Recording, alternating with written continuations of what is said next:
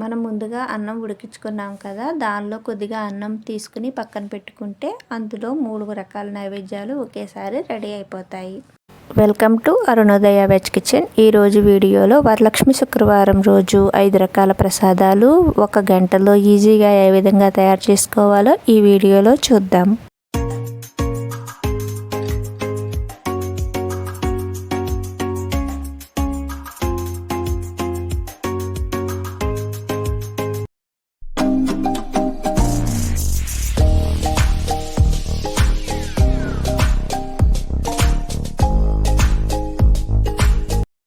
ముందుగా ప్రసాదాల తయారీకి అన్నం ప్రిపేర్ చేసుకుందాం.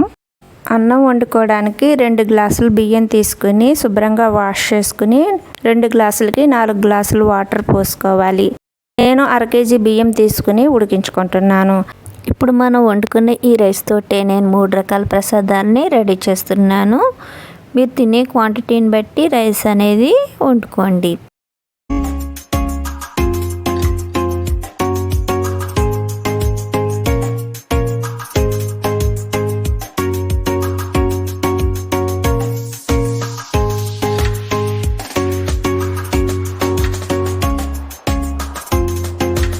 ఈ రైస్ ఉడికేలోపు మనం పులిహారకి చింతపండుని నానబెట్టుకుందాం. ఈ మాత్రం సైజు చింతపండు తీసుకుని నానబెట్టుకోవాలి. ఇప్పుడు దలసరి బూరెల మూకుడు తీసుకుని 2 స్పూన్స్ ఆయిల్ వేసుకుని దీనిలో వేరుశెనగ గుళ్ళు వేసుకుని వేయించుకోవాలి. ఈ వేరుశెనగ గుళ్ళు కొద్దిగా వేగిన తర్వాత 2 స్పూన్స్ శనగపప్పు, 2 స్పూన్స్ మినప్పప్పు, 1 స్పూన్ ఆవాలు వేసుకుని ఫ్రై చేసుకోవాలి. ఇలా పోపు కొద్దిగా వేగిన తర్వాత 5 నుండి 6 ఎండుమిరపకాయలు ఈ విధంగా కట్ చేసుకుని వేసుకోవాలి. దీనిలోనే కొద్దిగా 1/2 స్పూన్ మెంతులు కూడా వేసుకుంటే పులిహార గుడిలో పులిహారలా రుచిగా ఉంటుంది. ఇందులోనే సన్నగా కట్ చేసుకున్న పచ్చిమిరపకాయలు, కరివేపాకు కూడా వేసుకుని బాగా కలుపుకోవాలి. పోపు అంతా బాగా వేగిన తర్వాత మనం ముందుగా తీసి అట్టెబెట్టుకున్న చింతపండు గుజ్జును దీనిలో వేసుకుని కలుపుకోవాలి. చూసారుగా ఇలా గుజ్జు తీసుకుని దీనిలో వేసుకుని కలుపుకోవాలి.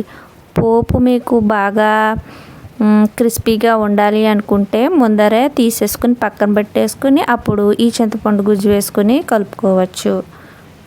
పచ్చిమిరపకాయలు అవి చింతపండులో ఉడికితే పుల్లపుల్లగా టేస్టీగా ఉంటుంది కాబట్టి దీంట్లోనే వేసి కలుపుకుంటున్నాను.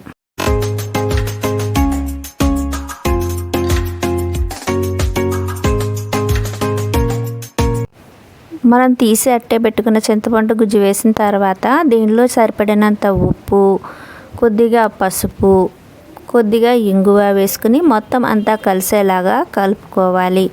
చింతపండు పులుపు ఎక్కువగా ఉంటుంది కాబట్టి దీనిలో కొద్దిగా ఉప్పు ఎక్కువగానే పడుతుంది.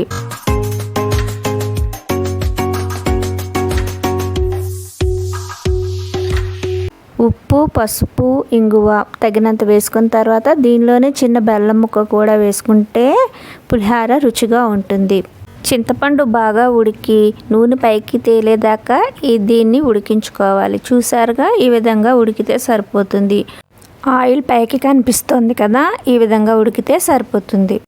మనం ఈ పులిహార పువ్వు రెడీ చేసుకునేటప్పటికి మనకి రైస్ ఉడికిపోతుంది. చూసారుగా రైస్ ఈ విధంగా ఉడికిపోయింది. దీనిలోంచి కొద్దిగా రైస్ని తీసుకుని మనం పక్కకు పెట్టుకోవాలి. ఈ రైస్ తోటి మనం 2 రకాల ప్రసాదాలని రెడీ చేసుకోవచ్చు. ఓకే కదా, ఈ విధంగా తీసేసుకున్నాం కదా. ఇప్పుడు మనం మిగిలిన అన్నంతో పులిహారని కలిపేసుకుందాం.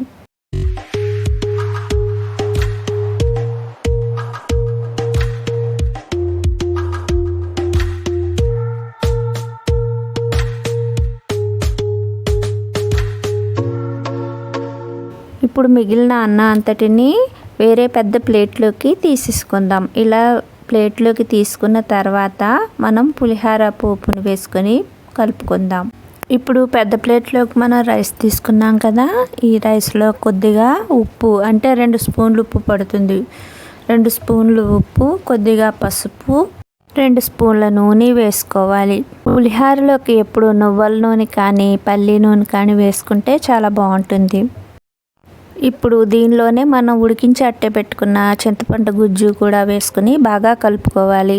ఇది మొత్తం పట్టేదు, కొద్దిగా ఒక 2-3 స్పూన్లు మిగులుతుంది. దాన్ని డబ్బాలోకి తీసుకుని అట్టే పెట్టుకుంటే మనం ఎప్పుడైనా లంచ్ బాక్సెస్లోకి, మార్నింగ్ బ్రేక్ఫాస్ట్లోకి స్పీడ్గా కావాలనుకుంటే ఈ పులిహోరని వెంటనే ప్రిపేర్ చేసేసుకోవచ్చు అనమాట. ఇప్పుడు ఈ పులిహోరని పైకి కిందకి బాగా కలుపుకోవాలి. మొత్తం అంతా కలిసేలాగా బాగా కలుపుకున్న తర్వాత వేరే బౌల్లోకి తీసుకుంటే మనకి అమ్మవారి నైవేద్యానికి పులిహోర రెడీ అయిపోయింది. నాకు ఈ మాత్రం చింతపండు గుజ్జు మిగిలిపోయింది. దీన్ని నేను వేరే బౌల్లోకి తీసుకుని ఫ్రిడ్జ్లో పెట్టుకుని నిల్వ చేసుకుంటాను. మార్నింగ్ లంచ్ బాక్స్లోకి దీన్ని ఉపయోగించుకుంటాను. ఇప్పుడు మిగిలిన అన్నంతో పరమాన్నం తయారు చేసుకుందాము. ఈ మిగిలిన అన్నాన్నిలో సగం క్వాంటిటీని పక్కకు తీసుకుని దీన్ని ఈ బౌల్లోకి తీసుకుందాం. ఇంకా కొద్దిగా అన్నాన్ని పక్కకు తీసుకుని ఉంచుకుందాము. దాన్ని వేరే ప్రసాదం తయారు చేసుకోవడానికి అట్టే పెట్టుకోవాలి. ఇప్పుడు ఈ గిన్నెలోనే బెల్లం, కొలతల్లో చెప్పాలంటే 1 కప్పుడు బెల్లాన్ని తీసుకోవచ్చు. దీనిలోనే సరిపడినంత పాలు వేసుకుని ఉడికించుకోవాలి.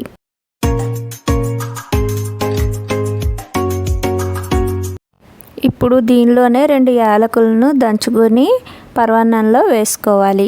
చూసారుగా పరమాన్నం ఎంత బాగా ఉడికిపోయిందో. ఇలా తయారు చేసుకుంటే పరమాన్నం మనకి 5 నిమిషాల్లో రెడీ అయిపోతుంది. ఇటుపక్క పులిహోర, అటుపక్క పరమాన్నం 2 ఒకేసారి రెడీ అయిపోతాయి.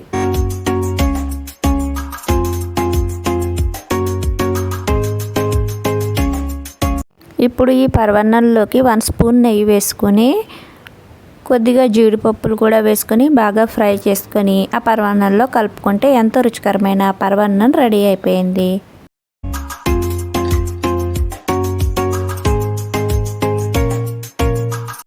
ఇప్పుడు మిగిలిన అన్నం ఒక చిన్న కప్పు రైస్ తీసుకున్నాను నేను. ఆ చిన్న కప్పుతో రైస్ని ఒక బౌల్లోకి తీసుకుందాము. ఇలా మనం పక్కకు తీసుకున్న ఈ రైస్ని ఒకసారి గరిటెతోటి మెత్తగా స్మాష్ చేసుకోవాలి. ఇప్పుడు ఇందులోనే 1 కప్పు పాలు, 1 కప్పుడు పెరుగు వేసుకుని బాగా కలుపుకోవాలి. ఇప్పుడు ఇందులోనే తగినంత ఉప్పు, లైట్గా పసుపు వేసుకుని కలుపుకోవాలి. ఇప్పుడు దీనిలోకి పోపుని రెడీ చేసుకుందాం. అన్నట్టు నేను ఏం తయారు చేస్తున్నానో చెప్పడం మర్చిపోయాను కదా. దద్దోజనం తయారు చేస్తున్నాను. ఈ దద్దోజనంలోకి ఇప్పుడు మనం పోపుని ప్రిపేర్ చేసుకుందాము. ఇప్పుడు స్టవ్ మీద ప్యాన్ పెట్టుకుని 2 స్పూన్స్ ఆయిల్ వేసుకొని 1 స్పూన్ శనగపప్పు, 1 స్పూన్ మినప్పప్పు, 1/2 స్పూన్ ఆవాలు వేసుకుని ఫ్రై చేసుకోవాలి. ఈ పోపు అంతా బాగా ఫ్రై అయిన తర్వాత కొద్దిగా మిరియాల పౌడర్ కూడా వేసుకుని ఫ్రై చేసుకోవాలి. మిరియాలు మీరు మామూలుగా మిరియాలు కూడా వేసుకోవచ్చు. అది ఇష్టం లేని వాళ్ళు, నోటికి తగులుతుంటే ఇష్టం లేని వాళ్ళు ఇలా పౌడర్ కింద వేసుకుంటే తొందరగా తినేస్తారు. దీనిలోనే 2 ఎండుమిరపకాయలు, 2 పచ్చిమిరపకాయలు సన్నగా చీరుకొని కొద్దిగా కరివేపాకు కూడా వేసుకుని బాగా కలిసేలాగా కలుపుకోవాలి. ఇలా పోపు అంతా వేగింది కదా. ఈ వేగిన పోపునంతటిని రెడీ చేసి మనం పెట్టుకున్న కర్డ్ రైస్లో వేసుకుని కలుపుకోవాలి.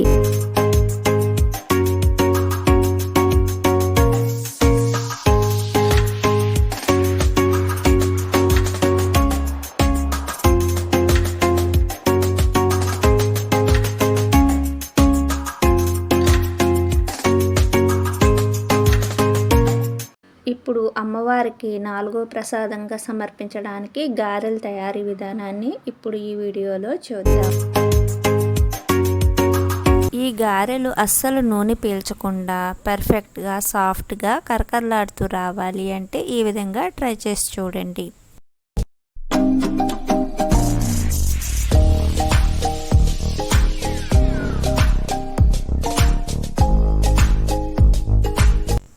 ముందుగా ఈ గారెల తయారీకి ఒక పెద్ద గ్లాసుడు మినపప్పు తీసుకుని నానబెట్టుకోవాలి. 3-4 గంటలు ఈ మినపప్పు నానితే సరిపోతుంది. ఇలా మినపప్పుని నానబెట్టుకున్న తర్వాత ఈ నానబెట్టుకున్న 3-4 అవర్స్ మనం ఫ్రిడ్జ్లో పెట్టుకుంటే పప్పు నానడంతో పాటు రుబ్బుకునేటప్పుడు పిండి వేడెక్కకుండా సాఫ్ట్గా రుబ్బబడుతుంది. పప్పు ఈ విధంగా నానింది కదా. ఇప్పుడు దీన్ని శుభ్రంగా వాష్ చేసుకుని గ్రైండర్లో వేసుకుని రుబ్బుకోవాలి. దీనిలో వాటర్ ఎక్కువగా పోసుకోకూడదు. అవసరమైతే కొద్దిగా చిలకరించుకుంటూ ఉండాలి. వాటర్ ఎక్కువగా పోస్తే గారె వేసేటప్పుడు పల్చనైపోయి మీకు నూనె ఎక్కువ పీలుస్తుంది. అందుకని పిండిని గట్టిగానే రుబ్బుకోవాలి. చూసారుగా, ఈ విధంగా నలిగిన తర్వాత పిండిని వేరే బౌల్లోకి తీసుకోవాలి.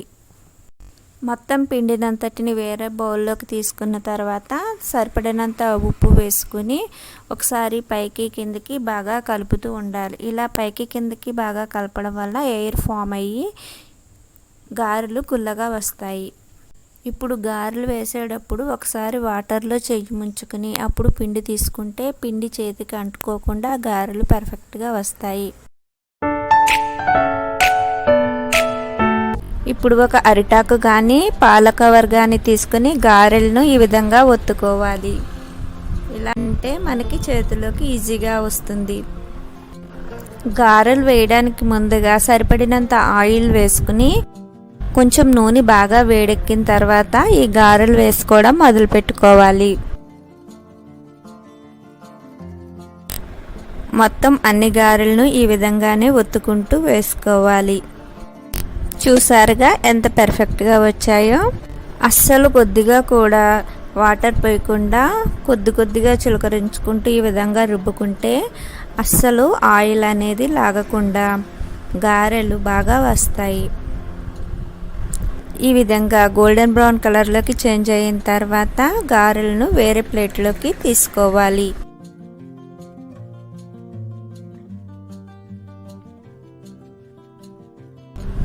మా వీడియోస్ మీకు నచ్చినట్లయితే please like, share and subscribe my channel. పక్కనే ఉన్న గంట సింబల్ నొక్కితే నేను వీడియోస్ పెట్టగానే నోటిఫికేషన్ వస్తుంది. చూసారుగా, మొత్తం పిండినంతా ఇదే విధంగా వేసుకుంటే ఎంత రుచికరమైన గారెలు రెడీ అయిపోయాయి.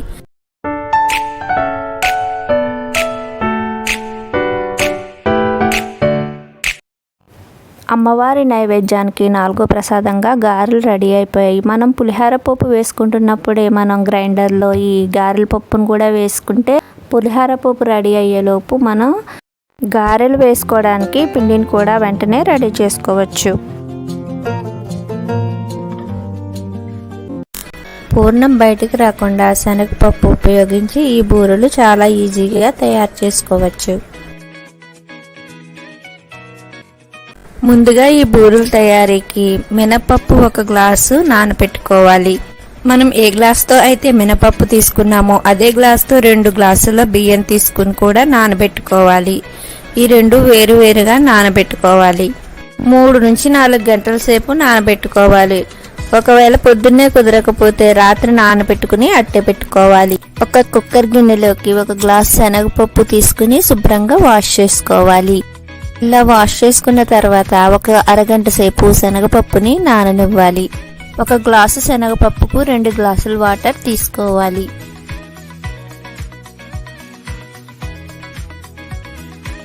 అరగంట తర్వాత శనగపప్పు ఈ విధంగా ఉంటుంది.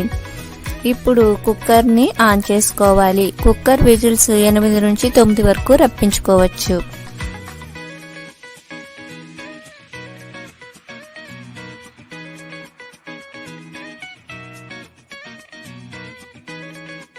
ఎక్కువ విజిల్స్ వస్తే శనగపప్పు బాగా మెత్తగా ఉడుకుతుంది.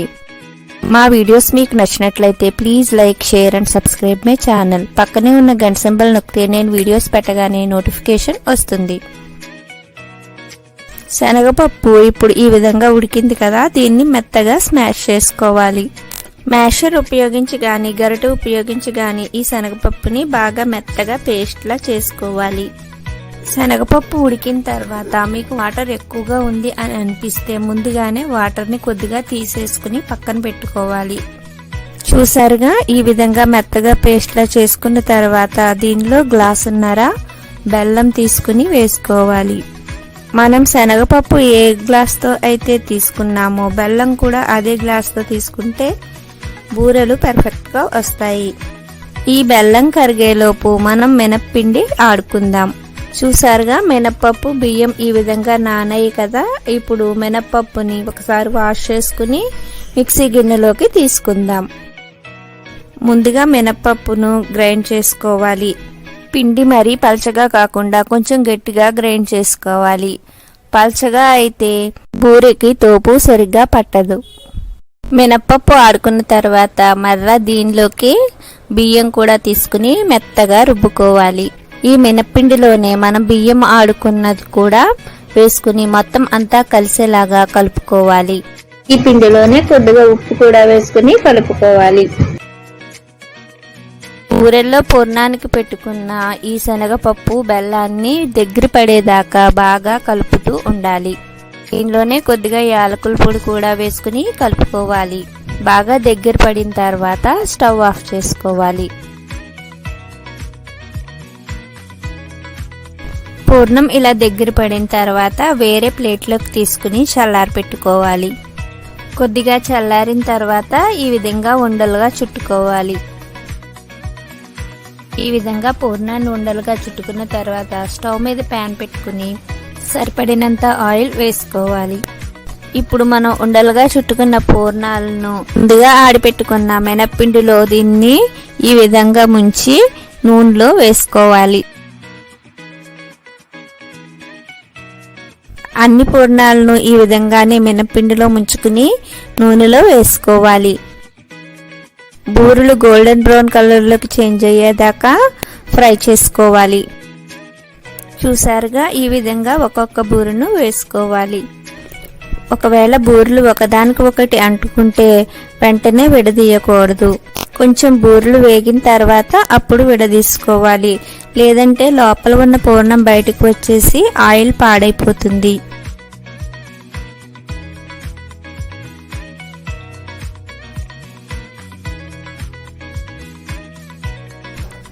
చూసారుగా ఈ విధంగా వేగిన తర్వాత వేరే ప్లేట్లోకి తీసుకోవాలి. మిగిలిన బూరెలన్నింటినీ కూడా ఈ విధంగానే వేసుకోవాలి.